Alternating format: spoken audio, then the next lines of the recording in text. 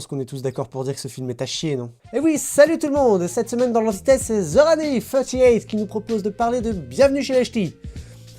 Cette fois-ci, ne vous inquiétez pas, je suis assez d'accord avec vous, j'aime pas trop ce film. Alors sans plus attendre, voyons pourquoi il est et restera le plus grand chef-d'œuvre de l'histoire du cinéma, tous styles confondus. Bon ok, j'y vais peut-être un peu fort là. On va commencer par le plus évident. Ce film est drôle. Oui, je sais très bien qu'il vous a fait rire. Et à moins de l'avoir oublié après le lynchage constant que vous lui avez fait subir, vous ne pouvez pas le nier. Ce film est drôle. C'est pas une honte d'avoir tiré son petit sourire quand Conmerad conduit sur la mer du Nord de Brassens, ou bien quand les deux personnages sont complètement bourrés sur leur vélo. J'ai moi-même rigolé à gorge déployée devant ce film. Et c'est très facile d'écrire de la comédie et de provoquer le rire, et ça sert à rien de dire le contraire. Vous avez rigolé. Et finalement, c'est une comédie que nous vendait le film, et rien d'autre. Pourquoi gueuler alors? Puis merde, fallait bien se douter qu'on allait pas nous montrer un drame super réfléchi. Suffit de voir le genre de sketch que Danny Boone et Conmerad ont l'habitude de nous servir. Le problème avec ce genre de film, c'est qu'il suffit qu'une critique revienne dans la bouche de tout le monde pour que ça fasse effet boule de neige au point de descendre l'entièreté du film. Et cette critique, c'était quoi déjà? Danny Boone gagne 30 millions d'euros. Danny Boone, l'acteur le mieux payé. Ah mais oui, c'est bien ça.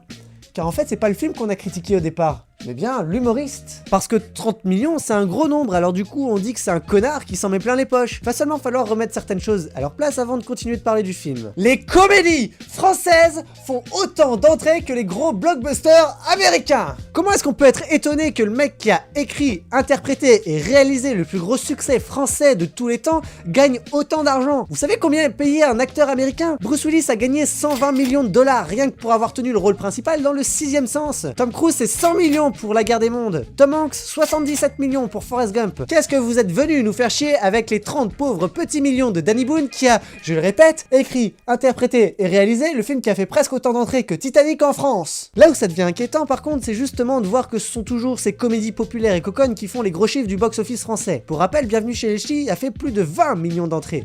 C'est énorme. Mais voyez-vous, c'est grâce à ce genre de film que le cinéma français peut continuer d'exister. Je m'explique. Sur le prix du billet de cinéma, il y a la part qui revient au producteur et la part qui revient à l'exploitant, le propriétaire de la salle.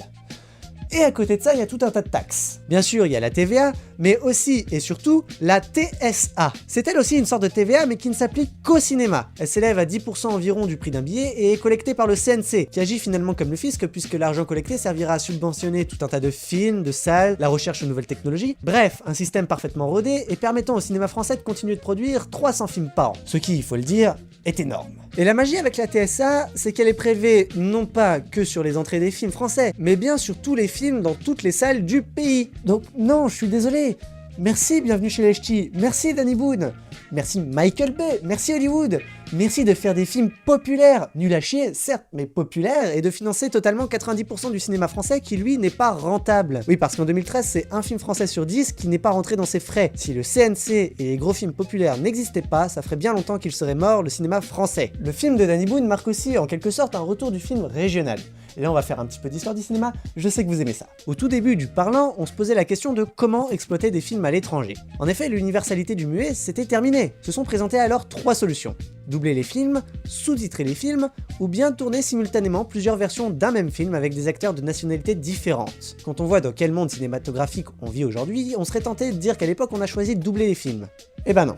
Et comme l'analphabétisme était encore très présent, à la poubelle les sous-titres. Vous m'avez compris, il était courant de tourner plusieurs versions d'un même film avec des acteurs différents. D'ailleurs, c'est un truc purement culturel français de doubler les films. L'Amérique, par exemple, est restée principalement sur le modèle que je viens de citer pour exploiter les films étrangers. Et quand vous voyez ça, ou même ça, ce ne sont pas des remakes, mais bien des adaptations semblables à nos doublages. Pareil pour ça d'ailleurs. Mais bon, je m'égare. En 1931, Alexander Korda tourne 3 versions de Marius, une suédoise, une allemande et une française. Le scénario du film était adapté de la pièce écrite par Marcel Pagnol. Ainsi, ce dernier fut producteur et scénariste pour la version française. Sauf que voilà, l'action du film se situant à Marseille, c'est avec des acteurs marseillais au fort accent que le film fut tourné. Ainsi, la trilogie marseillaise et le film de région sont nés. Fini le beau parler de Paris. Ce que demandait le public, c'était des films représentant les coutumes et traditions de la province. Ce mouvement ne dura qu'un temps et fut très vite supplanté par le réalisme poétique durant la même décennie. Tout ça pour dire que les ch'tis, c'était un peu comme revenir vers ce type de cinéma. En moins bien, parce qu'il y a une différence entre montrer la Côte d'Azur et des ch'tis se bourrer la gueule, faut pas déconner. En tout cas, je trouve que c'est un sacré bon point en sa faveur. Faire un film de région, c'est le meilleur moyen de donner envie aux gens de découvrir la région en question. Et cela s'est prouvé dès la sortie des ch'tis, avec la masse de touristes qui s'est précipitée dans le nord pour visiter Bergues et d'autres lieux importants. Bon, c'est vrai qu'avant les ch'tis, on a eu les taxis, mais bizarrement, ça m'a jamais donné envie d'aller voir Marseille. Pour ce qui est du reste, vous avez raison,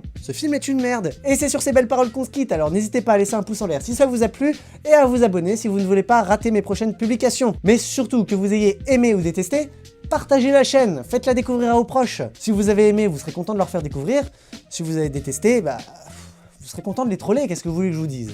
Comme d'habitude, c'est vous qui proposez les films de l'antithèse, alors hop, direction les commentaires pour toutes les suggestions que vous voulez. On se retrouve dans une semaine pour le C'est pas si mal numéro 17, alors en attendant la prochaine, portez-vous bien.